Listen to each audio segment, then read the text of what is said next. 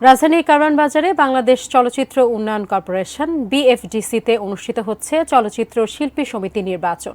সেখানে আছেন আমাদের সহকর্মী রিফাত। সরাসরি চলে যাচ্ছি তার কাছে। রিফাত, কেমন দেখতে পাচ্ছেন নির্বাচনের আমেজ কেমন চলছে? আপনার পিছনে দেখতে পাচ্ছি খুব ভিড় দেখা যাচ্ছে, কিরকম অবস্থা দেখতে পাচ্ছেন এই মুহূর্তে? ধন্যবাদ সাদিয়া। সময় ঠিক এখন 11টা 20 সকাল 9টা থেকে শুরু হয়েছে চলচ্চিত্র শিল্পী সমিতির নির্বাচন। বর্তমানে এখানে উৎসবমুখর পরিবেশের মধ্য দিয়ে চলছে ভোট গ্রহণ। এখানে চলচ্চিত্র যে শিল্পীরা রয়েছে তারা এসছেন, তারা তাদের ভোটাধিকার প্রয়োগ করছেন। এখানে পুরো এফডিসি জুড়েই একটি উৎসবমুখর পরিবেশ বিরাজ করছে। এখানে সর্বপ্রথম আজকে ভোটাধিকার প্রয়োগ করেছেন অভিনেতা ডক্টর এজাজুল ইসলাম। এর পরবর্তীতে একে একে শিল্পীরা তাদের ভোটাধিকার প্রয়োগ করেছেন।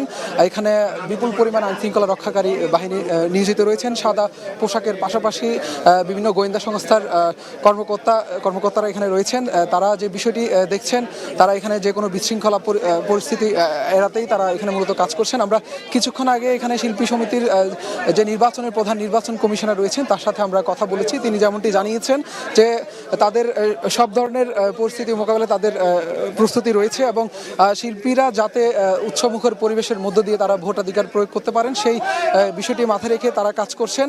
এখানে আপনারা দেখতে পাচ্ছেন চলচ্চিত্রের শিল্পীরা তাদের একটি উৎসবমুখর পরিবেশের মধ্যে দিয়ে তাদের যে সকল ভোটার রয়েছেন তারা তাদের সাথে কথা বলছেন। আমরা একটু কথা বলার চেষ্টা করব। এখানে যে শিল্পীরা রয়েছেন, আমরা দেখছি যে এখানে অভিনেত্রী নাসরিন রয়েছেন, তার সাথে আমরা কথা বলবো, জানবার চেষ্টা করব যে আচ্ছা নাসরিন, কি পরিস্থিতি দেখছেন, কি অবস্থায়? আলহামদুলিল্লাহ, খুবই ভালো দেখছি। ভোট কি আপনার জয়ের ব্যাপারে কতটুকু আশাবাদী? 100-তে 100।